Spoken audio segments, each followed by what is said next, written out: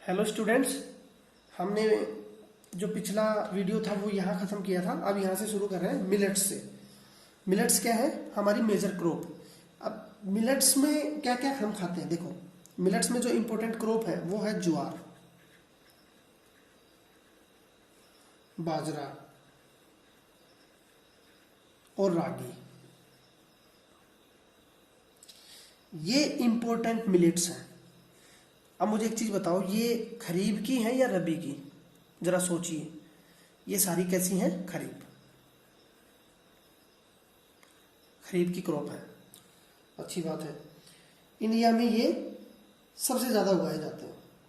इनको दूसरे नाम से भी जाना जाता है, coarse grain, COARSE, coarse grain. सारे इंपॉर्टेंट फैक्टर मैं आपको बता रहा हूँ।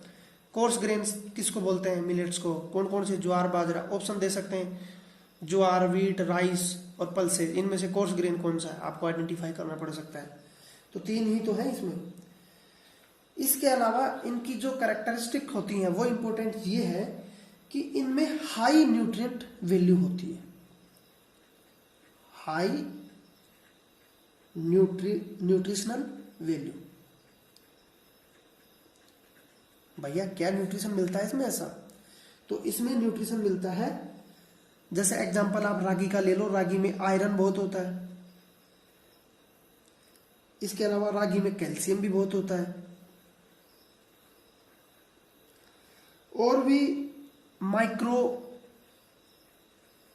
न्यूट्रिएंट्स जो है वो इसमें खूब देखने को आपको मिल जाएंगे।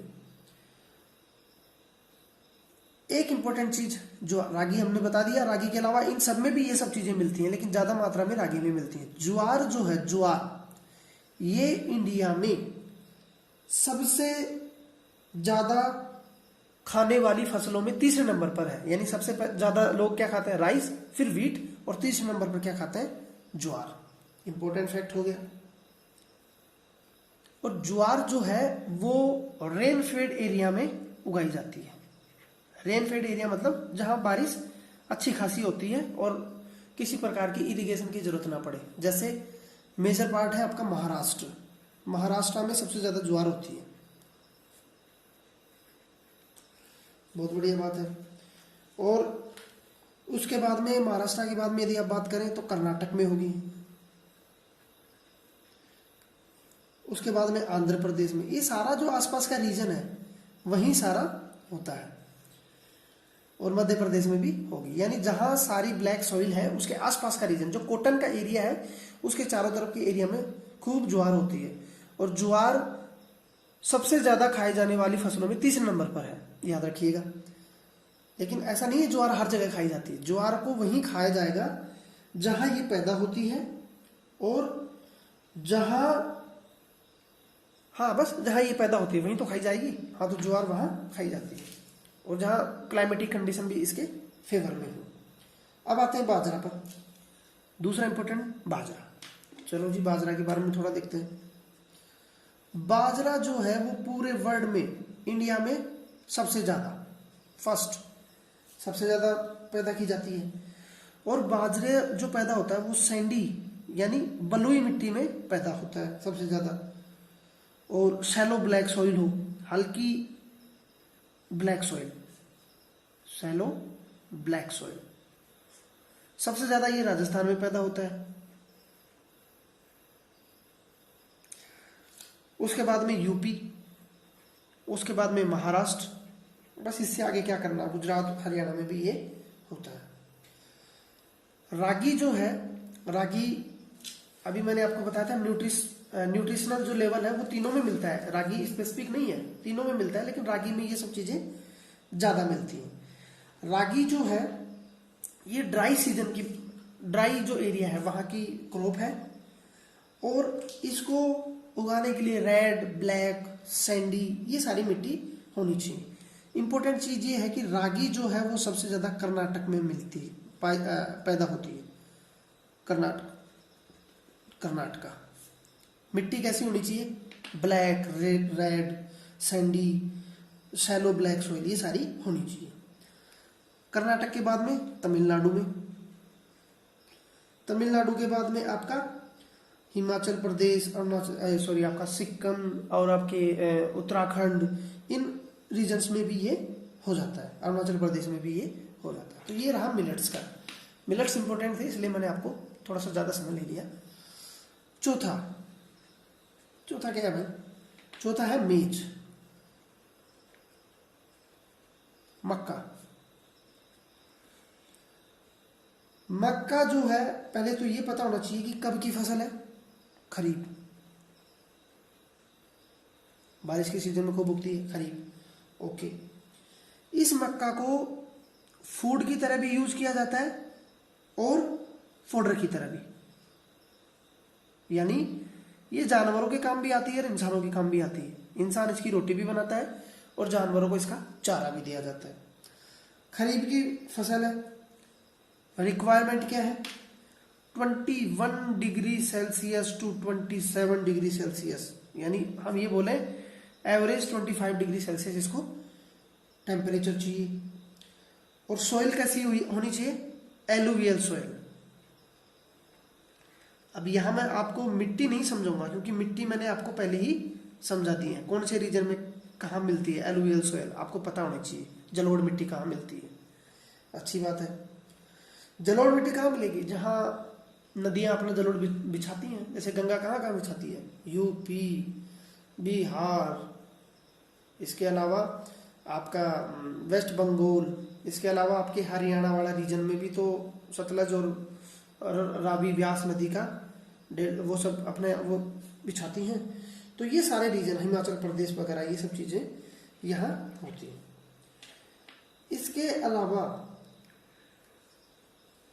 मेज जो है वो बेसिकली है खरीफ की फसल, लेकिन टेक्नोलॉजी और हाई यील्ड वैरायटी सीड की वजह से इसको रबी की फसल भी बना दिया गया। आजकल इंसान तो कुछ भी कर सकता है, धीरे धीरे क्या कर रहा है देखो प्रकृति के साथ। खैर, रबी की फसल में आप इसको तब्दील करेंगे तो हाई यील्ड वैरायटी सीड आपको चाहिए, फर्टिलाइजर आपको चाहिए, तभी तो ये जो क्लाइमेट है, ये जो टेम्परेचर है, ये सर्दियों में मिलेगा आपको 21? नहीं मिलेगा, या तो माइनस में चला जाता है। फिर भी ये सब फर्टिलाइजर वगैरह टेक्नोलॉजी का यूज करके और हाई यील्ड वैरायटी सीड जो कि रेजिस्टेंट होते हैं किसके? हाई टेम्परेचर के, सॉरी लो टेम्परेचर की, तो ऐसी कंडीशन में इनको पैदा कर लिया जा रहा है। इंपोर्टेंट जो है वो कहाँ है? कर्नाटक में होता है। बढ़िया, क्यों? कृष्णा, भीमा और आपकी कावेरी नदी का डेल्टा हुआ, पानी भी खूब हुआ, मिट्टी भी अच्छी हुई। कैसी? ब्लैक सॉइल हुई, एलुवियल सॉइल हुई, सारी मिट्टी मिलती है वहाँ। इसके अलावा यूपी, बिहार, आंध्र प्रदेश, मध्य प्रदेश, ये सारा हो गया। इंपॉर्टेंट लास्ट अगला पल्सेज। पल्सेज जो है वो सबसे इंपॉर्टेंट फैक्टर ये है कि इंडिया में सबसे ज्यादा, India is the first top most, लेकिन इंडिया में सबसे ज्यादा प्रोडक्शन होता है पल्सेज का, लेकिन कंज्यूम भी सबसे ज्यादा इंडिया दालों का करता है। क्यों करता है मैं बताऊंगा। तो रिजल्ट क्या होता है? इंडिया को इंपोर्ट करना पड़ता है पल्सेज। देखो, सबसे ज्यादा पैदा करता है इंडिया, लेकिन फिर भी साउथ जो अफ्रीकन कंट्री है ना, मोजाम्बिक, कीनिया वगैरह, यहाँ से पल्सेज हम इंपोर्ट करते हैं। क्यों? क्योंकि इंडिया के ज्यादातर लोग कैसे हैं? वेजिटेरियन। तो इंडिया के लोगों में प्रोटीन की जो कमी है उसको पूरा करती है पल्सेज दालें, क्योंकि इंडिया के लोग कम नॉनवेज खाते हैं, तो प्रोटीन की जो जरूरत है वो पूरी करती है दाल। यही कारण होता है कि सबसे ज्यादा कंज्यूम यहाँ किया जाता है। अच्छी बात हो गई। अब हम ये पता करेंगे कि इसमें इंपॉर्टेंट जो पल्सेज हैं वो कौन कौन सी हैं। तूर की दाल, महाराष्ट्र में तूर बोला जाता है, वैसे इसको अरहर बोलते हैं। अरहर की दाल, मूंग की दाल और मसूर की दाल, पीज, इसके अलावा उड़द, इसके अलावा ग्राम मतलब चने की दाल भी तो खाई जाती है। तो ये सारी दालें हैं जो मतलब पैदा होती हैं। अब इम्पोर्टेंट काम हमारा ये है इन सब दालों में ये पता करना कि कौन सी रबी की फसल है, कौन सी खरीफ की फसल है। देखो ये रबी है, ये रबी है, बाकी सारी खरीफ है। हो गया इसमें अंतर तुरंत ही। अब पल्सेस को पैदा करने के लिए जरूरतें, इनको पैदा करने के लिए ड्राई कंडीशन चाहिए, यानी सूखे में ये पैदा हो जाती हैं। तो मतलब पानी की जरूरत कम पड़ेगी, पानी कम चाहिए, अच्छी बात हो गई। तो कम पानी में और ड्राई सीजन में ये पैदा होती हैं। एक इंपॉर्टेंट चीज इनके बारे में ये बोला जाता है, क्योंकि ये सारी जो है ये ल्यूगिमिनस क्रॉप्स होती हैं। देखो ल्यूगिमिनस क्या होती है मैं बताता हूं आपको। ल्यूगिमिनस आपने साइंस में पढ़ा हुआ ही, ल्यूगिमिनस का कंसेप्ट, ल्यूगिमिनस क्रॉप। ल्यूगिमिनस मतलब फलीदार। इन सभी दालों को पैदा करने वाले पौधों में क्या होता है, फली। और फलीदार जो पेड़ होते हैं ना, वो मिट्टी की जो फर्टिलिटी है ना, उसको इंक्रीज करने में बहुत बड़ा रोल अदा करते हैं। फर्टिलिटी को इंक्रीज करते हैं ये। इनमें सिर्फ जो तूर है ना, तूर का है हीरा, इसमें फली नहीं होती, बाकी सब में फली होती है। इसका रिजल्ट ये होता है कि ये मिट्टी की उर्वरकता को बढ़ाने के लिए अच्छी मानी जाती है। तो रिजल्ट क्या होता है, किसान लोग क्या करते हैं कि एक समय दूसरी क्रॉप उगाएंगे और अगले समय में अपनी फर्टिलिटी को वापस रिट्रीव करने के लिए ये पल्सेज उगाए जाते हैं। तो ये भी एक कारण है इंडिया में सबसे ज्यादा प्रोडक्शन होने का। और कैसे होता है इसमें मैं साइंस में ज्यादा नहीं जाऊंगा, लेकिन जो फलीदार जो पेड़ होते हैं ना, वो एयर से नाइट्रोजन को फिक्स करते हैं सॉरी, नाइट्रोजन जो होती है उसको मिट्टी में फिक्स करते हैं। आप साइंस में इसका पक्का पढ़े होंगे आप, इसमें नाइट्रोजनीकरण या क्या बोलते हैं, नाइट्रोजनीकरण बोलते हैं ना, नाइट्रोजन का स्थायीकरण। चलो हम उसमें नहीं जाएंगे। ये हो गया नाइट्रोजन को फिक्स करने का, नाइट्रोजन फिक्स करते हैं, अच्छी बात है, पूछा जाएगा, इसमें भी पूछा जा सकता है। सोशल साइंस है ना, सब कुछ ही पढ़ना पड़ता है। अब हम मेजर जो स्टेट्स हैं, प्रोड्यूसिंग स्टेट, सबसे ज्यादा इंडिया में एमपी में की जाती है भैया।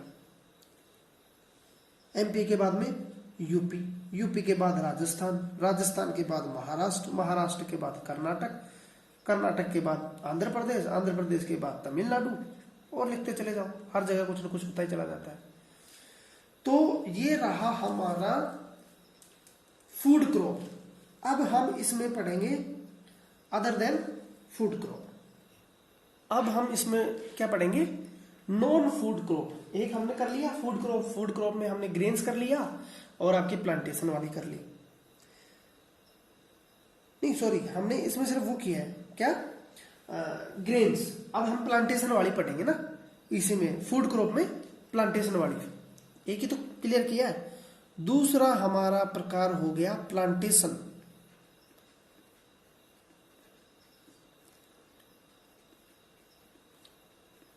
प्लांटेशन क्रॉप है किसमें, ये जो मेजर क्रॉप है हमारी उसमें फूड क्रॉप में। फूड क्रॉप में वो कौन कौन सी क्रॉप है जिनका प्लांटेशन किया जाता है, मैंने आपको बताया था, शुगर केन, टी, कॉफी है। तंबाकू तो नहीं होगा, ऑयल सीड होगा, तंबाकू को थोड़ा हम कंज्यूम करते हैं डायरेक्ट। चलो फूड क्रॉप हो गई। फूड क्रॉप में सबसे पहले वही शुगर केन।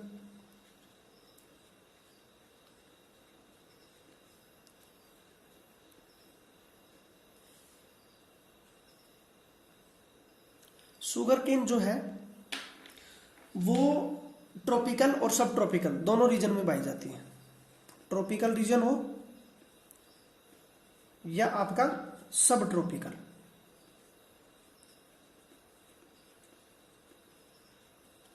ट्रॉपिकल मतलब 0 डिग्री से 10 डिग्री नॉर्थ और 10 डिग्री साउथ का रीजन, इक्वेटर से, है ना।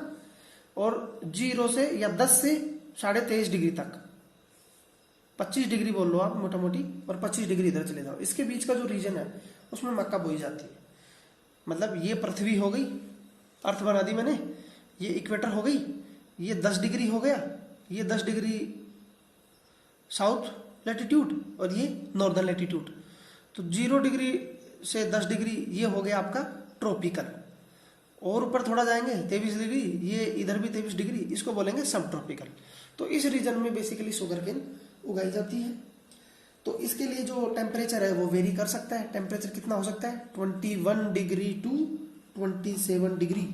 और रेनफॉल भी, क्योंकि यहाँ से उधर जाओगे और इधर आओगे, यानी इक्वेटर से नॉर्थ और साउथ की तरफ जाने पर रेनफॉल और ह्यूमिडिटी घटती जाती है ना, टेम्परेचर भी घटता जाता है।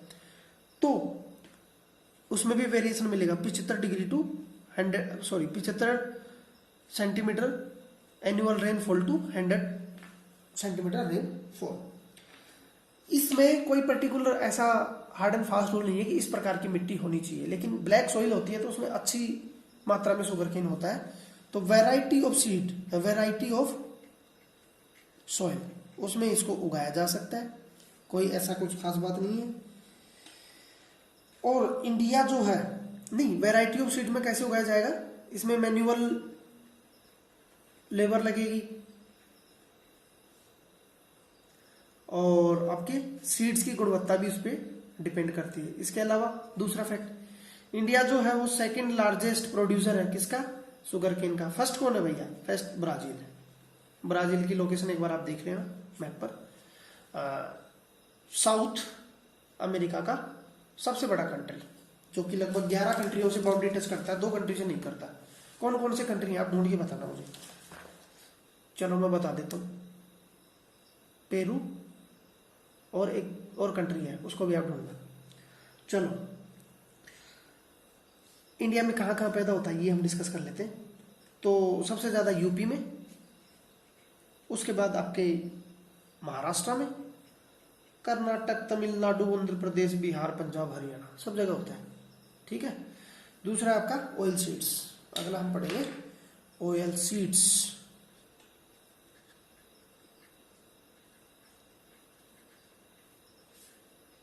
ऑयल सीड्स, जैसा कि आपको उसी से पता लग रहा है, ऐसी क्रॉप्स जिससे तेल बनता हो, ऑयल। ऑयल को हम खाते भी हैं और पचाते भी हैं। चलो खैर, पहला इंपॉर्टेंट फैक्ट, फर्स्ट नंबर पे है इंडिया, किसमें, ऑयल सीड को प्रोड्यूस करने में। ऐसे फैक्ट्स हैं, आंकड़ों के हिसाब से बोला जाता है कि 12 से 15% यदि पूरे एरिया में, जैसे ये इंडिया है, इसके इतने रीजन में यदि खेती हो रही है तो इसमें 12% खेती ऑयल सीड्स की होती है। समझ में आ गया होगा आपको। जो मेन ऑयल सीड्स हैं वो क्या क्या है, ग्राउंडनट, मूंगफली, है ना। मूंगफली के बाद में आपका मस्टर्ड।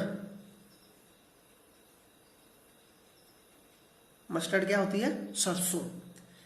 उसके अलावा कोकोनट। कोकोनट तो कहाँ पैदा हुआ, केरल, तमिलनाडु में बहुत होता है, कर्नाटक में बहुत होता है। इसके अलावा सेसामम, सेसामम यानी तिल। तिल के लड्डू बहुत खाए होंगे आपने ना, वो तिल है।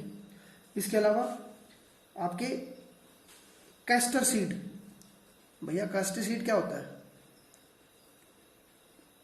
कैस्टर सीड होता है ना अरंडी का तेल। अरंडी आपने यदि देखी हो कभी, उसको बोलते हैं कैस्टर। कॉटन सीड, ये तो मेरा देखा हुआ नहीं है लेकिन पढ़ रहा हूँ, कॉटन सीड से भी तेल निकलता है। लाइन सीड, सनफ्लावर, ये सब चीजें, अलसी का तेल और सनफ्लावर, ये और भी, चलो लिख देते हैं। लाइन और आपका सोयाबीन मैंने नहीं लिखा इसमें, सोयाबीन भी लिखते हैं।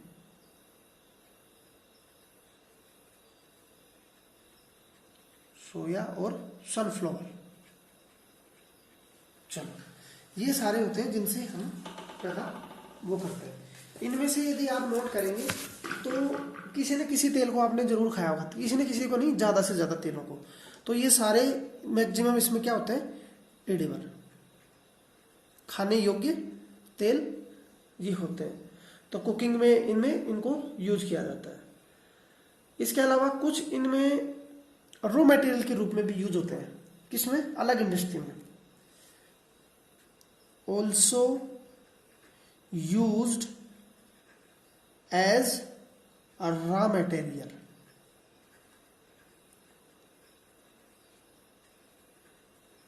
किसमें, सोप इंडस्ट्री में, साबुन बनाने में इनका यूज किया जाता है।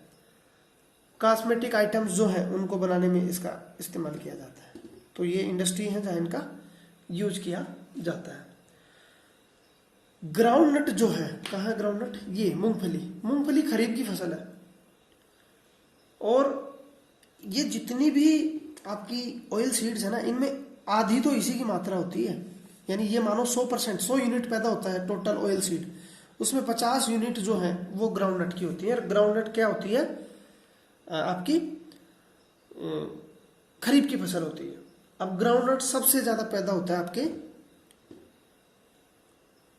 गुजरात में। बुक में आपके आंध्र प्रदेश दे रखा है, लेकिन सबसे ज्यादा गुजरात में होती है, उसके बाद आंध्र प्रदेश में होती है। तो इसको आप करेक्शन कर लेना। उसके बाद महाराष्ट्र, कर्नाटक, तमिलनाडु सब जगह ये होती है। इसके अलावा जो तिल होता है, तिल वो भी खरीफ की फसल है। और नॉर्थ में और साउथ में इसको अलग अलग देखा जाता है। तिल कहाँ है आपका? ये रहा। इसको नॉर्थ में उगाया जाता है कब? खरीफ की फसल में। और वहीं आप साउथ में जाओगे तो ये रबी की फसल में उगता है। क्यों? क्लाइमेटिक जोन इतने हैं ना हमारे यहाँ। साउथ में अलग क्लाइमेट होता है, यहाँ अलग क्लाइमेट होता है। चलो अगला है हमारा इंपॉर्टेंट टी। टी भी प्लांटेशन है ना। जैसा कि आप सभी जानते हैं, टी कल्टीवेशन जो है वो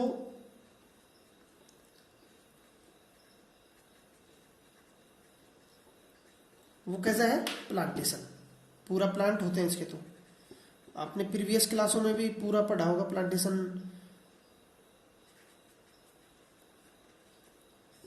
प्लांटेशन किस तरह से मजदूर बनाए जाते थे, या हमने हिस्ट्री का चैप्टर डिस्कस किया था, उसमें भी हमने टी प्लांटेशन की जो इंडियन स्ट्रगल मूवमेंट में जो भूमिका थी वो हमने देखा था।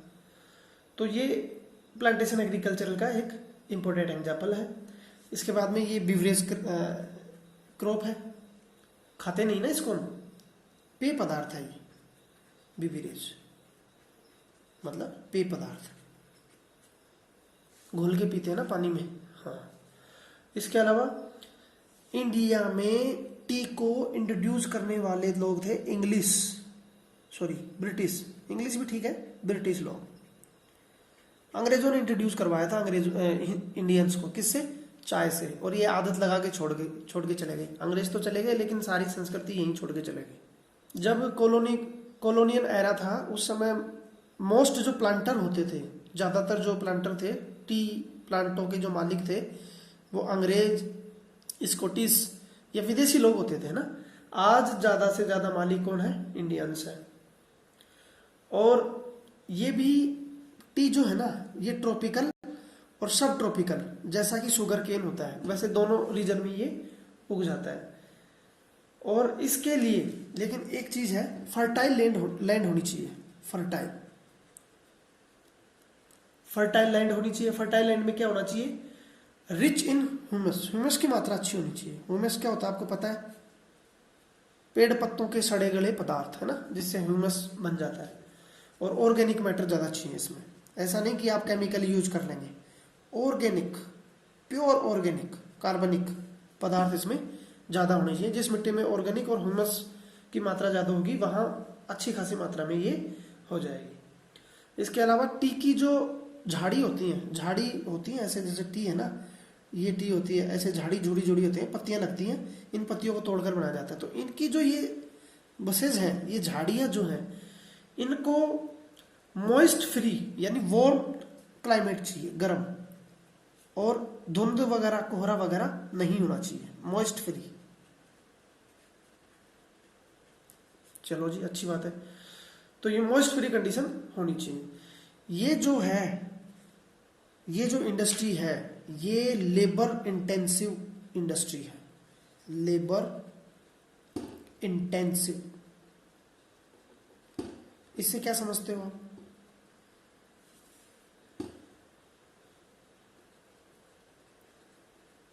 इसका मतलब ये हुआ कि इस कल्टीवेशन में या इस प्लांटेशन में सबसे ज्यादा लेबर चाहिए।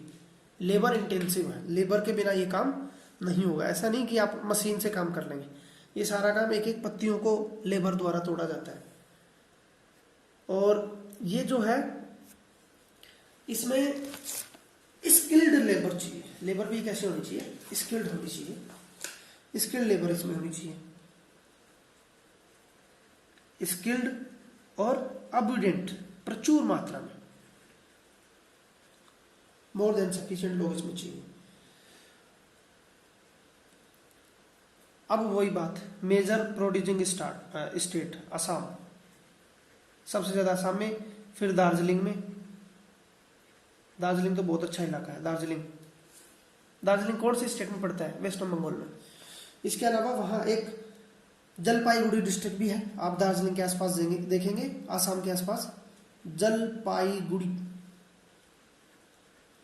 यहाँ कन्फ्लिक्ट भी बहुत रहता है, गोरखालैंड जो है ना, यहाँ हमेशा चलन में रहते हैं, न्यूज में रहते हैं। चलो, इसके अलावा वेस्ट बंगाल, तमिलनाडु और आपका कर्नाटक, केरल, उत्तराखंड में भी थोड़ी थोड़ी हो जाती है, हिमाचल प्रदेश में भी होती है, इन रीजन में भी थोड़ी थोड़ी हो ही जाती है। मेघालय और इस नॉर्थ ईस्ट रीजन जो है वहां भी थोड़ी थोड़ी मात्रा में हो जाती है, लेकिन मेजर प्रोड्यूसिंग स्टेट जो है वो आसाम, वेस्ट बंगाल और आपका तमिलनाडु, ये सारे रीजन पड़ गए। इंडिया जो है वर्ल्ड में सबसे ज्यादा प्रोड्यूस करता है टी को, 1 नंबर पे है इंडिया, और सबसे ज्यादा एक्सपोर्ट भी करता है, व्यापार भी सबसे ज्यादा इसको करता है।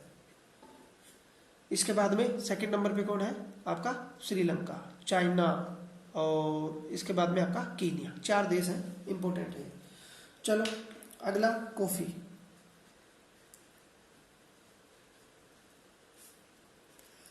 कॉफी जो थी वो भी इंडिया में इनिशियली नहीं होती थी, इसको इंट्रोड्यूस करवाया पुर्तगीज ने। पुर्तगीज जो आए थे उन्होंने इनको इंट्रोड्यूस करवाया, और सबसे पहले जो कॉफी जो थी वो उगाई गई थी कर्नाटक में,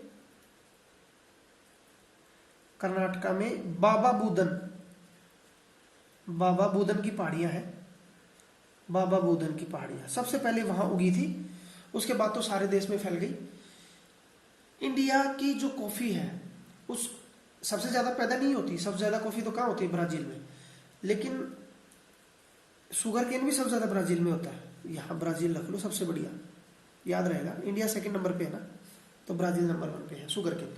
कॉफी भी सबसे ज्यादा ब्राजील में होती है, लेकिन इंडिया में कॉफी दूसरे नंबर पे नहीं, पता नहीं कौन से नंबर पे है, मुझे भी एग्जैक्टली नहीं पता, लेकिन बाबा बुदन की पहाड़ियों में इसको उगाया गया था। उसके बाद में सारी कंट्री में ही फैल गया था, और पुर्तगीज ने इसको इंट्रोड्यूस करवाया था। आज इसको जाना जाता है इसकी क्वालिटी के लिए। ऑल ओवर वर्ल्ड में जितने भी कॉफी उगाई जाती है उसमें सबसे बढ़िया जो क्वालिटी की उगती है वो है Indian coffee, arabica. Arabica coffee है एक, ये कॉफी का ब्रांड हुआ। ये लाया गया था यमन से। यमन एक कंट्री है, आप देखेंगे इंडियन ओशन